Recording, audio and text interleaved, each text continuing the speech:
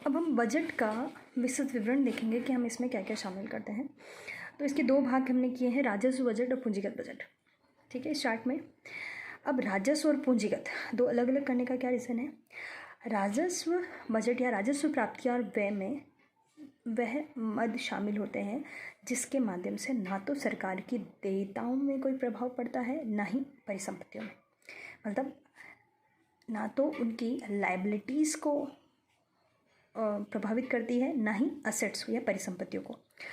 लेकिन पूंजीगत बजट में जो प्राप्तियां व्यय है, उन दोनों का ही प्रभाव सरकार की परिसंपत्तियों पर या सरकार की देयतों पर पड़ता है।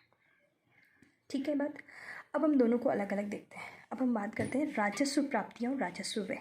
ठीक है, अब रेवेन्यू रिसिप्ट्स और रेवेन्यू एक्सपेंडिचर्स।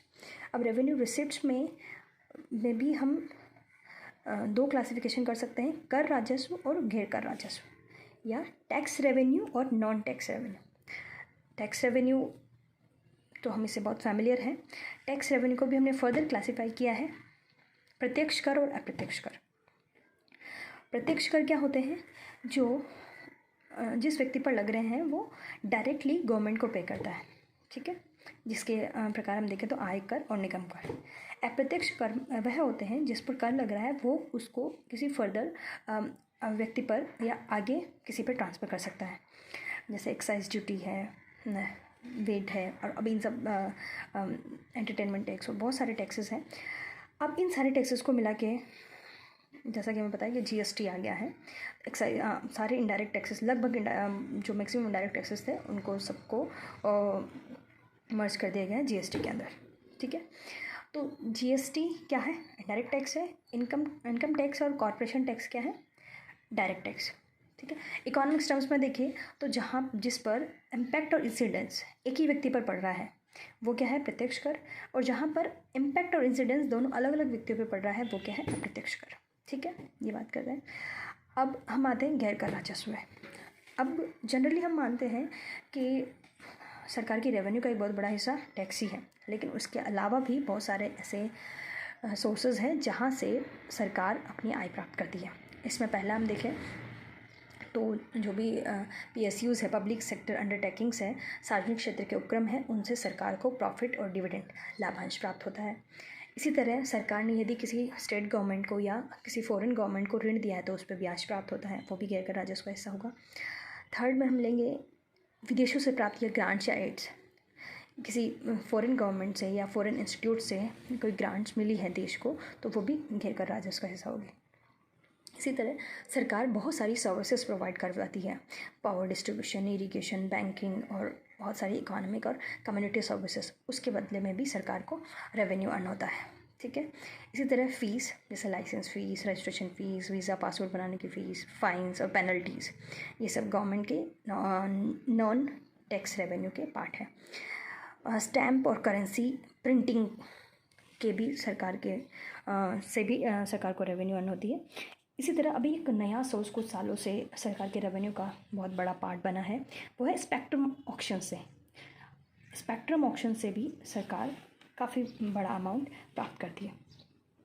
ठीक है, इसी तरह अब हम आते हैं पूंजीगत प्राप्तियों पूंजीगत प्राप्तियों से पहले हम राजस्व व्यय की बात करेंगे। ये हमने बात की राजस्व प्राप्तियों की। अब राजस्व व्यय में कौन कौन सी मदें हैं। सबसे बड़ी जो मद है राजस्व व्यय में या रेवेन्यू एक्सपेंडिचर में हम जैसे माने वो है ब्याज। जो अब यहाँ ध्यान देने वाली बात है कि जो हमने ऋण लिया है यदि किसी गवर्नमेंट से, फॉरेन इंस्टीट्यूट से, तो वो पूंजीगत बजट का हिस्सा है, या ऋण लिया है वो पूंजीगत प्राप्तियों का हिस्सा है, लेकिन उस पर जो ब्याज हमें दे होगा या ब्याज देना पड़ेगा वो रेवेन्यू एक्सपेंडिचर का हिस्सा होगा। इसी तरह यदि हमने किसी को ऋण दिया है और उस पर जो हमें ब्याज मिलेगा वो हमारे रेवेन्यू रिसिप्ट का हिस्सा होगा, ना कि कैपिटल रिसिप्ट का। ये बहुत इंपॉर्टेंट पॉइंट है।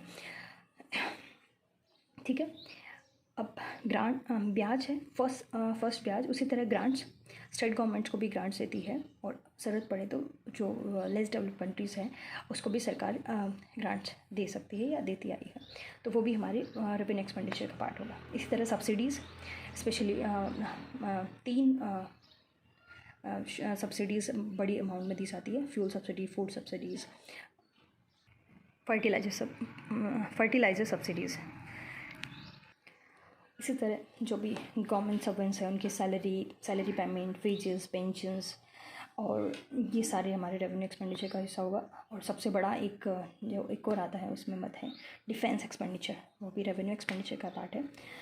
ठीक है, इस तरह से हम देखते हैं कि रेवेन्यू एक्सपेंडिचर क्या है, गवर्नमेंट की किसी असेट्स में वृद्धि नहीं करना, परिसंपत्तियाँ नहीं बढ़ा रहा है, लेकिन गवर्नमेंट के डे टू डे फंक्शनिंग के लिए, उसकी सस्टेनेबिलिटी के लिए जो ज़रूरी एक्सपेंडिचर है उसको हम रेवेन्यू एक्सपेंडिचर कह रहे हैं। ठीक बात। अब हम आते हैं पूंजीगत प्राप्तियाँ और पूंजीगत व्यय की बात करते हैं। पूंजीगत प्राप्तियाँ वह प्राप्तियाँ हैं जिससे सरकार की देयताओं में वृद्धि होती है या उसकी परिसंपत्तियाँ कम होती हैं। ठीक है, ऐसी प्राप्तियाँ जिसके माध्यम से सरकार की लायबिलिटी बढ़ रही है। ठीक है, जैसे इसमें किसको शामिल करेंगे, जैसे सरकार ने किसी से ऋण लिया, डेट, और जैसे आरबीआई से, पब्लिक से या फॉरेन गवर्नमेंट से, वो क्या है, सरकार की लायबिलिटीज़ बढ़ाएगी क्योंकि सरकार को इन फ्यूचर में वापस रीपे करना पड़ेगा। तो ये क्या है, ऐसी ऋण प्राप्तियां हैं जो सरकार की देयताओं को बढ़ा देगी, या हम इसको बोलते थे डेब्ट कैपिटल रिसिप्ट्स या ऋण पूंजीगत प्राप्तियाँ। इसी तरह दूसरी साइड वह प्राप्तियां हैं जो सरकार की परिसंपत्तियों को कम कर देती हैं।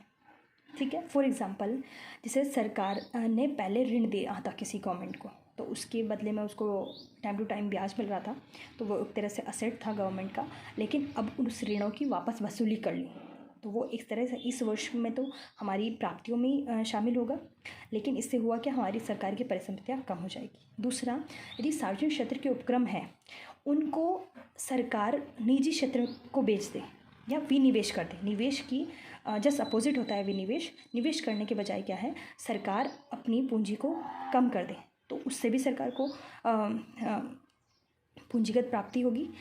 ठीक है, अब इससे हुआ क्या, सरकार ने अपना शेयर कम करके निजी क्षेत्र को बेच दिया, तो सरकार की परिसंपत्तियाँ कम हो गई।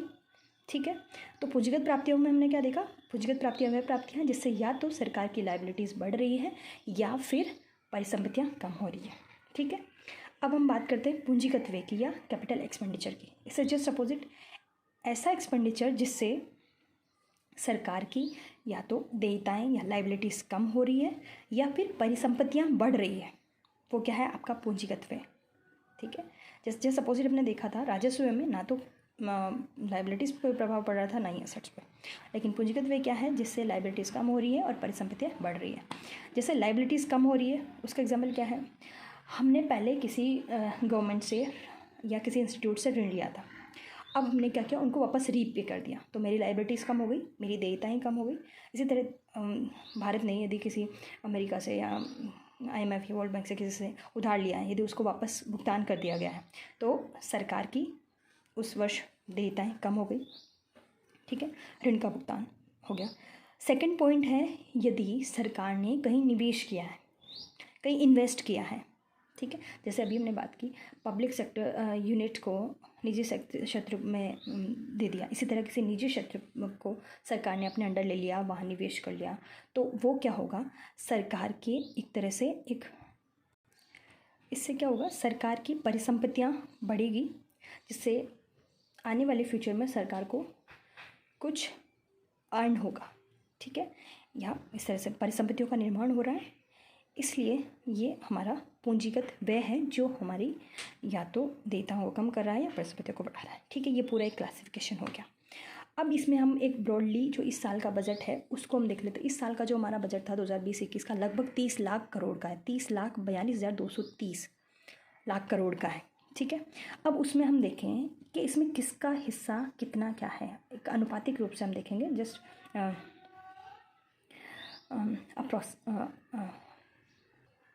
अब देखिए 30 लाख करोड़ में से लगभग 20 लाख करोड़ हमें राजस्व प्राप्तियों से प्राप्त होता है, ये अनुमान है, और पूंजीगत प्राप्तियों का जो हिस्सा होगा इसमें लगभग 10 लाख करोड़ का है। तो एक कंक्लूज़न तो हमने क्या निकाला कि बजट में हमारी राजस्व प्राप्तियाँ पूंजीगत प्राप्तियों से अधिक है। ठीक है, दूसरा कंक्लूज़न हम देखते हैं, राजस्व प्राप्तियों में भी हमारे कर राजस्व और गैर कर राजस्व दो हिस्से हैं। कर राजस्व लगभग हमको 16 लाख करोड़ रुपए की प्राप्ति हो रही है, ठीक है। और गैर कर राजस्व लगभग 3.8 या 4 लाख करोड़ हम मान लेते हैं। तो एक दूसरा कंक्लूजन हमने क्या निकाला कि राजस्व प्राप्तियाँ पूंजीगत प्राप्तियों से अधिक है, पहला तो ये। दूसरा ये कि कर राजस्व गैर कर राजस्व अधिक है, ठीक है। 16 लाख करोड़ कर राजस्व है, 4 लाख करोड़ लगभग गैर कर राजस्व है, ठीक है। अब हम आते हैं व्यय पे या एक्सपेंडिचर साइड पे। अब लगभग 30 लाख में से 26 लाख करोड़ हमारे राजस्व व्यय पे खर्च हो रहे हैं, रेवेन्यू एक्सपेंडिचर है हमारा। मतलब हम कह सकते हैं कि सरकार को अपनी फंक्शनिंग के लिए इतना बड़ा अमाउंट खर्च करना पड़ रहा है। और पूंजीगत व्यय जो हमारा है वो लगभग है 4 लाख करोड़, ठीक है। तो तीसरा कंक्लूजन ये निकला, राजस्व व्यय ज़्यादा है पूंजीगत व्यय से, ठीक है। अब ये तो हो गया पूरा। इसी में हम एक और देखें कि सबसे बड़ा हेड कौन सा है जिससे हमें आय प्राप्त हो रही है। अब यहाँ मैंने पेंसिल से परसेंटेज लिखा है। आय कर से लगभग हमारी पूरी रिसिप्ट्स का लगभग 17% प्राप्त हो रहा है, निगम कर से 18%, जीएसटी से 18%। तो लगभग सबसे बड़ा अमाउंट है हमारा जीएसटी और निगम कर का, मतलब कॉरपोरेशन टैक्स का। कॉरपोरेशन टैक्स होता है जो कंपनियों के प्रॉफिट पे लगता है, ठीक है, वो कॉरपोरेशन टैक्स है या निगम कर है। इन दोनों से सबसे बड़ा अमाउंट लगभग 18% हमें आय प्राप्त हो रही है, ठीक है। सेकेंड अमाउंट जो अपना है आयकर 17%, कस्टम्स ड्यूटीज से हमें 4% मिल रहा है। और ये थोड़ा बड़े बड़े हेड हो गए। और गैर कर राजस्व प्राप्तियों की हम बात करें तो लगभग 10%, नॉन टैक्स रेवेन्यू से 10% हमें रेवेन्यू मिल रहा है, ठीक है। इसी तरह हम रेवेन्यू एक्सपेंडिचर में बात करें तो सबसे बड़ा जो हिस्सा है वो ब्याज का है। ब्याज पर हमारी टोटल एक्सपेंडिचर का हम लगभग 18% खर्च कर रहे हैं। सब्सिडीज़ पे 6%, सैलरी पेमेंट वेजेस पेंशन्स पे भी 6%, डिफेंस पे रक्षा पे 8%, ठीक है।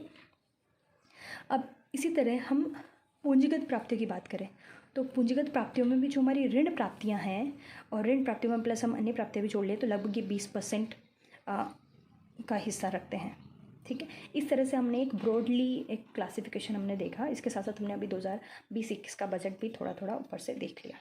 इसके साथ धन्यवाद। नेक्स्ट वीडियो में हम 2020-21 की कुछ और डेटास पढ़ेंगे। Thank you.